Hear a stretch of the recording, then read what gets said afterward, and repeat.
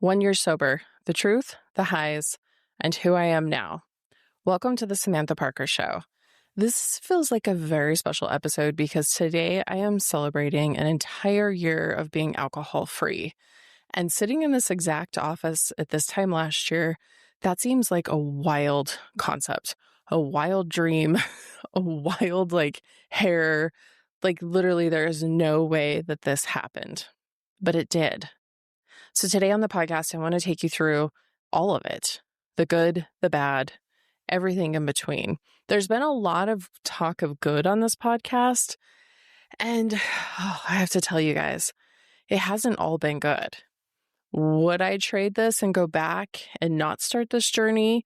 Absolutely not. This has been the best thing that happened to my life, but it's come with its own set of baggage.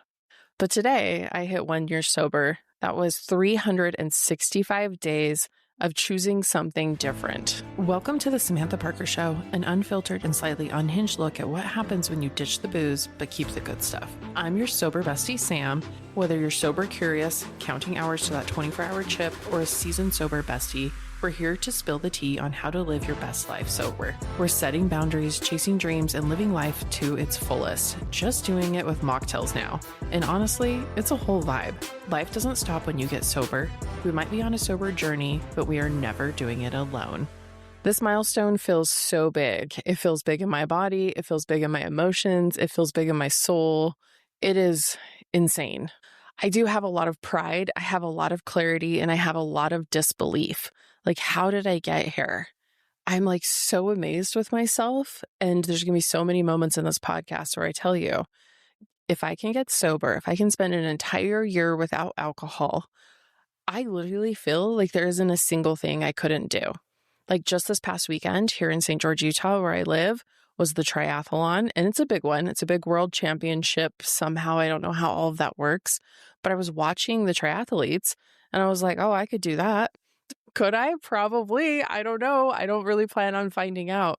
But sobriety has changed me in ways where I'm like, if I could do that, if I could make it to this point, there really isn't anything I cannot do. So this episode is about telling the whole truth, nothing but the truth. So help me God. No, I'm just kidding. But this episode really is about telling the whole truth, telling the beauty, and then telling you guys the pain. I go to AA, so I have the gift of surrounding myself with a lot of other alcoholics.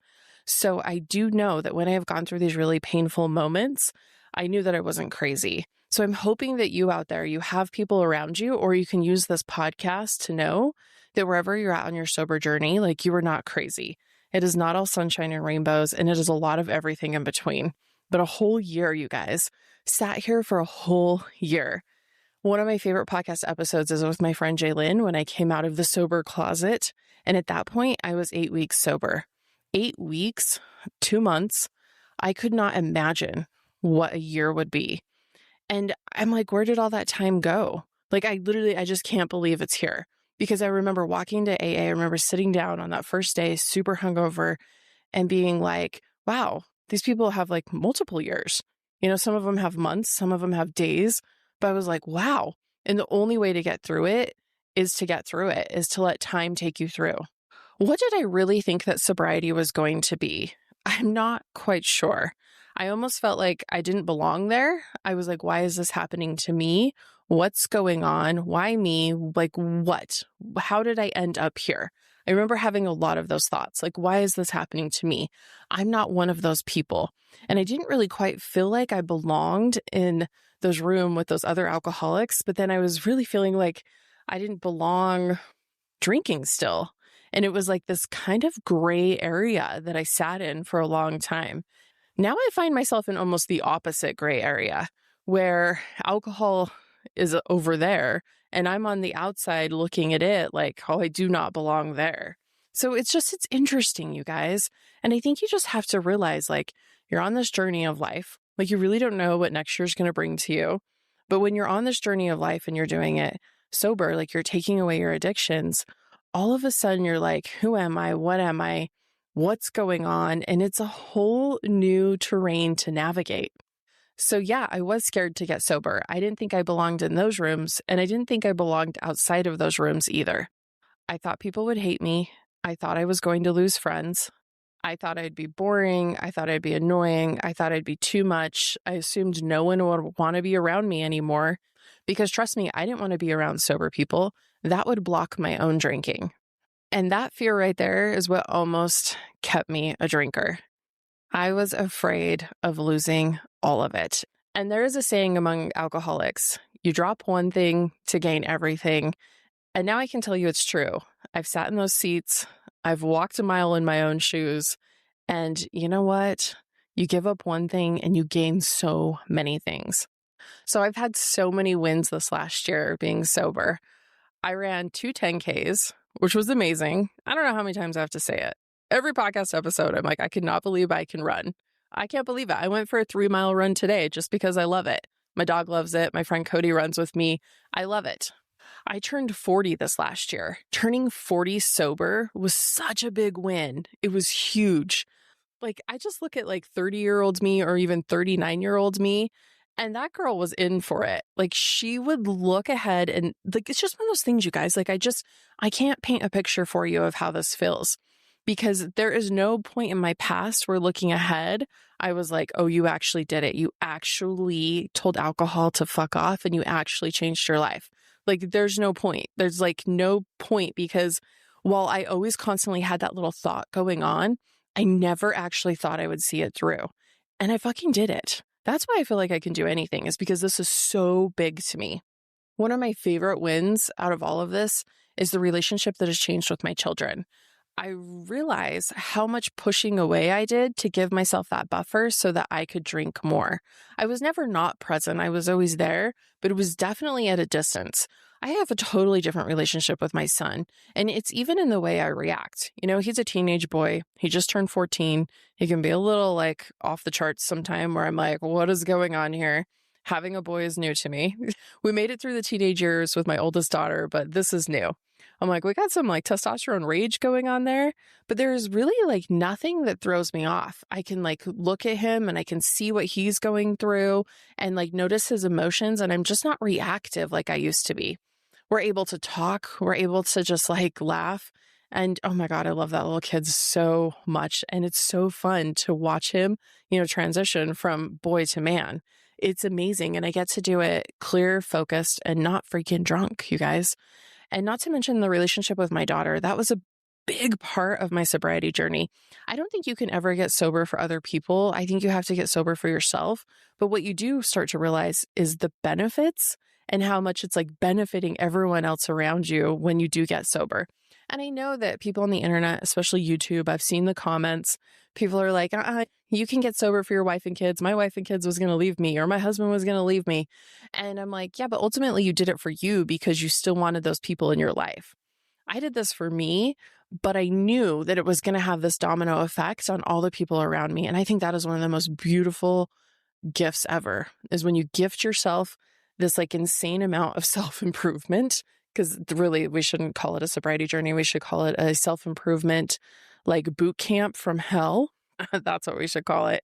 When you gift yourself this and you decide to go on it, it's a little bit of a scary gift, but it impacts so much around you. I almost feel like I'm really kind of struggling to get through this podcast because I don't know how to like completely describe it. I don't know how to just put it all out on the table for you. So I'm just trying to share from my heart and try to explain that sobriety, it is holding you back. It is like a constant weight. It is a constant like block in your schedule. Just think about this. Like, you have this goal, you have something you want to do, and you can consider alcohol or whatever like addiction numbing item you have. I'm assuming if you're listening to this podcast, alcohol could be a big one for you. And it's like you just constantly are putting this huge roadblock in it. If it's that you need the time and space to work on a goal, alcohol just comes in and takes all of that time and space. It's like time blocking your calendar, but in a bad way.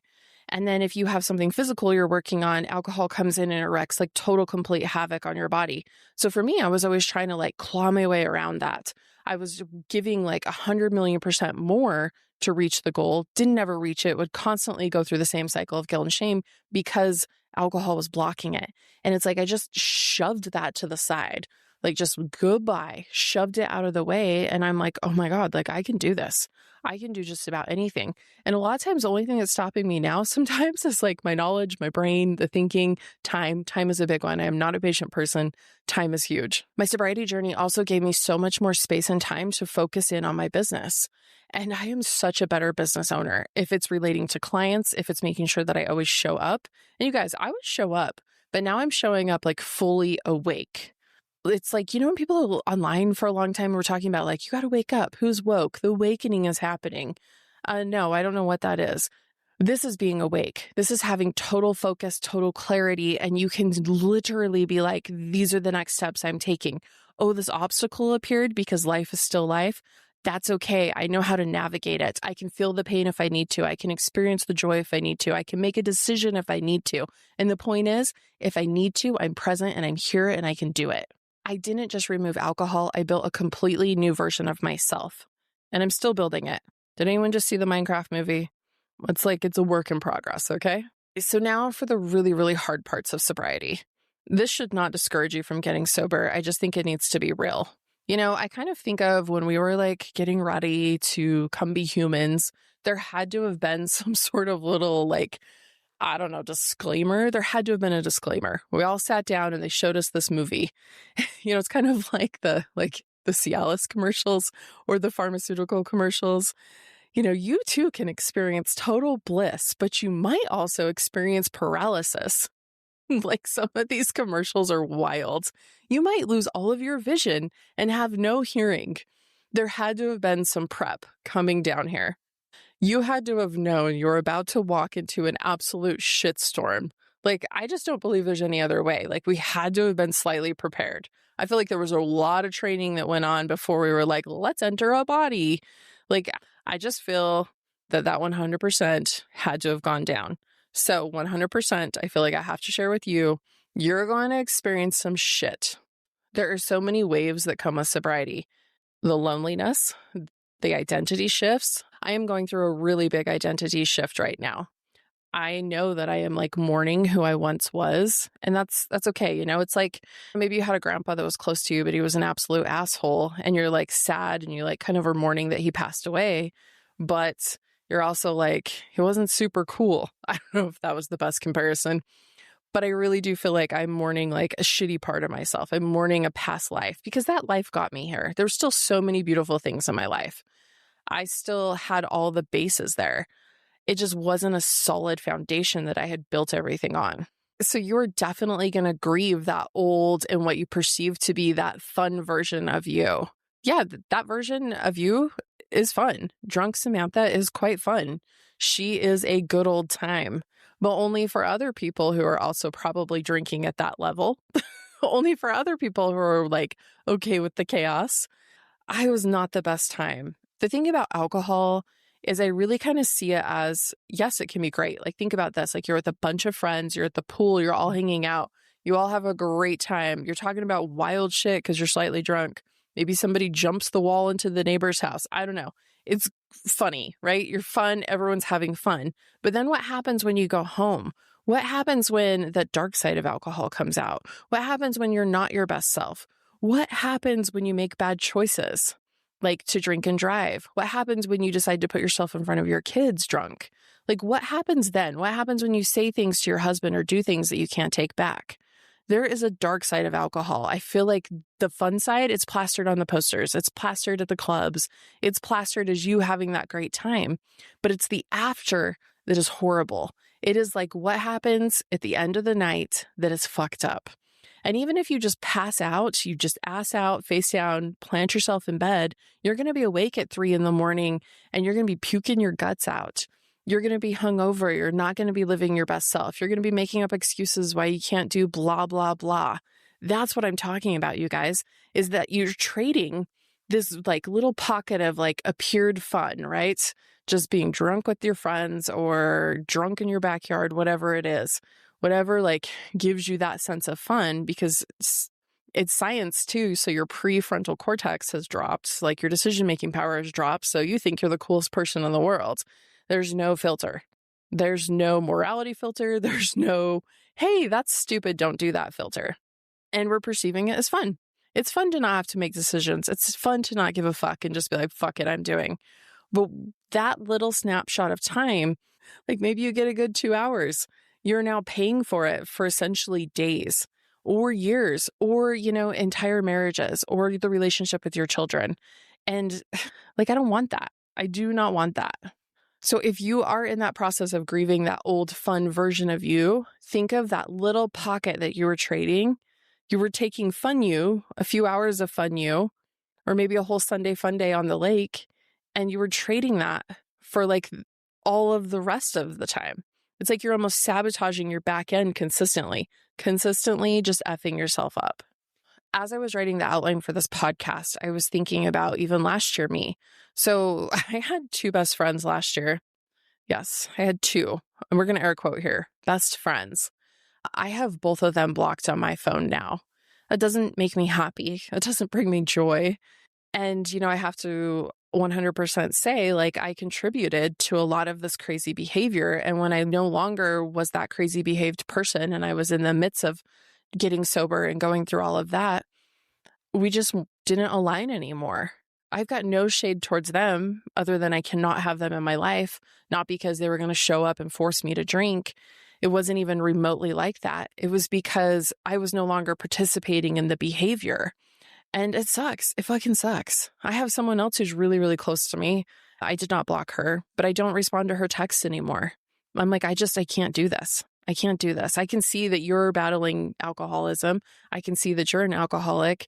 You can't see that. I've never, approached this person, of course, because my journey is my own, but I'm like, I can't be in your life anymore. And it sucks. It does suck. I don't invite people over anymore.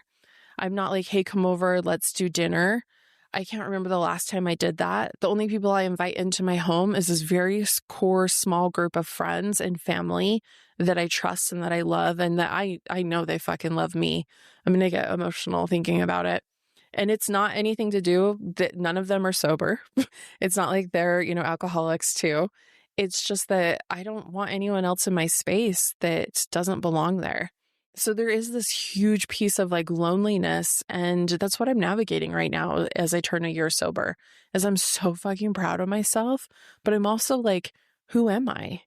And that's a really cool gift. That's something I get to discover on my own. I just turned 40. I get to spend, this last half of my life. I might not even be halfway there yet, you guys. I feel like 88 is my number.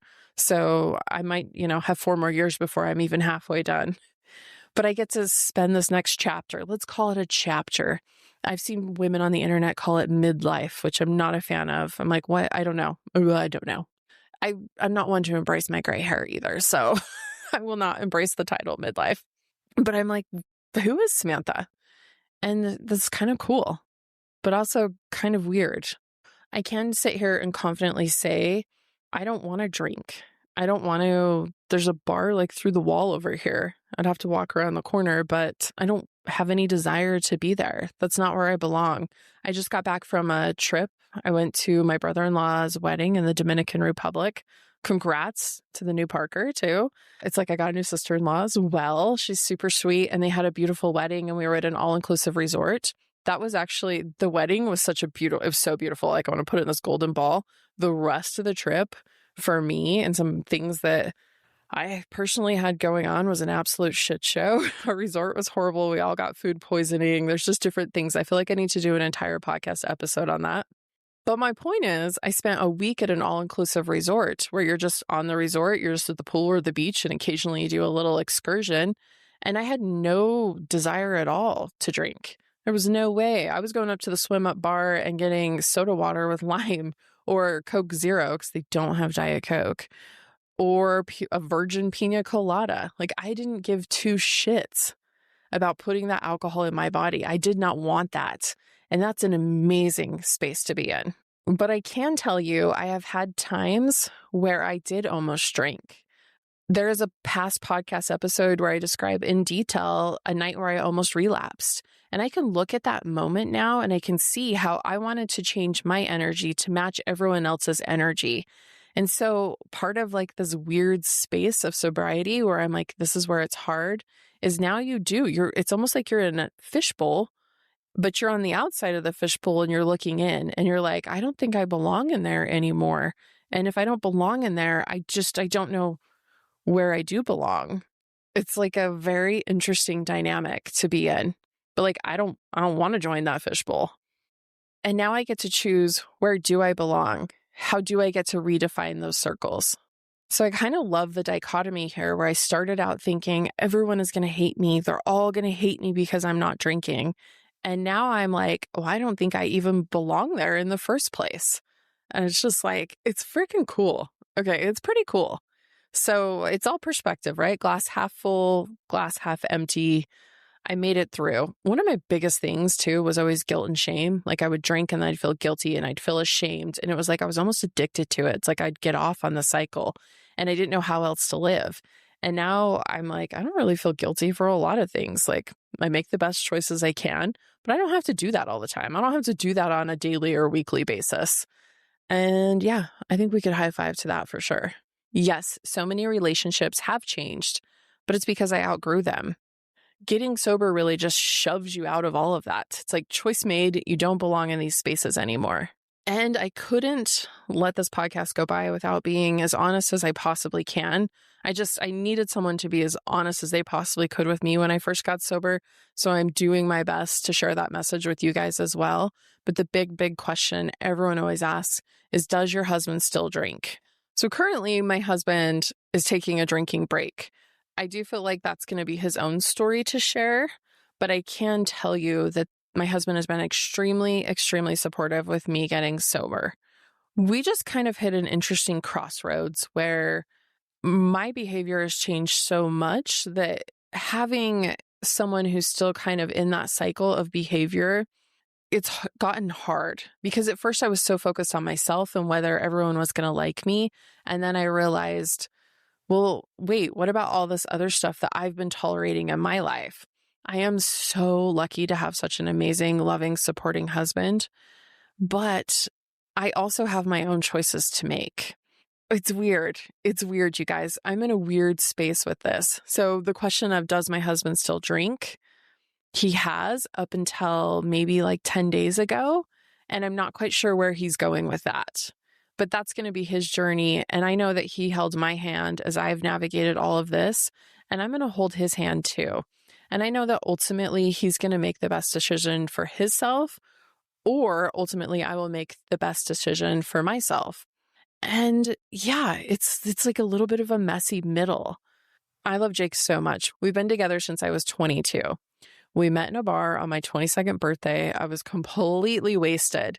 So we went into this kind of like over drinking lifestyle together, and we've continued it. But then suddenly it's like I pulled up this red flag and I was like, I can't do this anymore. Enough's enough. And he was like, okay, like I support that. I love that decision for you. So we're just kind of like, where does it go next? You know, that first year was just about getting through it. And now I'm like, well, where are we going next? And I can see like he's almost a mirror for me at this point, where I could see some of my past behaviors and I'm kind of watching them in him. And it's like, it's so interesting. It's definitely not the end of us. If that's what this sounds as, like doom and gloom, it's not. It's just like, where are we going next with this? And I think we'll do a podcast. So right now I'm doing 75 hard, which I've never wanted to do 75 hard before, because I was like, how do you cut out alcohol for 75 days? But now I'm like, that was the easy part. I'm very consistent with my workouts. So this just kind of like turned it up a notch. And my husband's doing his version of 75 hard too. So I'm like, maybe at the end of those 75 days, because he'll have had no alcohol. Obviously will have no alcohol. Where are we at? Where are we going? And like, what is our relationship with alcohol going to be? And he's going to get to define that for himself, just the same way that I did for myself. So it's kind of cool, kind of messy. Again, you just have to look at the glass as half full. I have really found so much peace in the peace. I no longer experience FOMO. I don't care what you're doing, when you're doing it. Like I do, to the point where I'm like, that's amazing. I'm happy for you. But if people are going out, I don't really care. I'm like, that's like really cool. If I don't get invited somewhere, I'm like, that's really cool too. I love that. It's peaceful. It just feels peaceful and it feels calm. And I wouldn't trade this feeling for anything. But yes, life can be painful, but at least that pain is real. I'd rather feel everything sober. I'd rather feel all of it cracked wide open than have to do one single second hungover. And the good times now are so good. Like they are just so good. I get like this euphoric feeling where I'm like, I didn't know life could feel this good. It's like the joy is deeper, the happiness is deeper. You can love bigger, you can love harder and longer, no pun intended there, but you just get to feel all of it. And really, you guys, I'm finding new tables to sit at. I'm finding new spaces to be in. And honestly, my life belongs to me, to myself now more than it ever did before. So I'm in this phase of celebrating a year, and really I'm celebrating a year of huge transformations. I feel extremely confident in where I'm going. I feel extremely confident in the choices that I make. And I just feel like, fuck yes, like thank you for being here. And I'm really starting to look at sobriety as my foundation and not necessarily like my whole identity. And that's a really cool shift. This is just a foundation for how I move through the world. It doesn't mean that's just who I am. That would be like saying Samantha is just a woman. Samantha is just sober. No, we're just so many cool things. I don't have to introduce myself as a sober woman, but I walk into every room more confident because of it. All right, my sober besties, if you're sober, on your sober journey, sober curious, like just thank you for being on this little tiny snippet of my journey. Being able to share it has helped me stay sober for sure, but also being able to tell my story and know that, as Jen would say, Jen is my amazing podcast editor, possibly I could be a life raft for someone else. So I stole that from her. Jen, please link yourself in the show notes because she has a whole thing about being someone else's life raft by telling your story. She wrote a book about it. You guys got to check it out. But God, like, just thank you. And of course, thanks to God.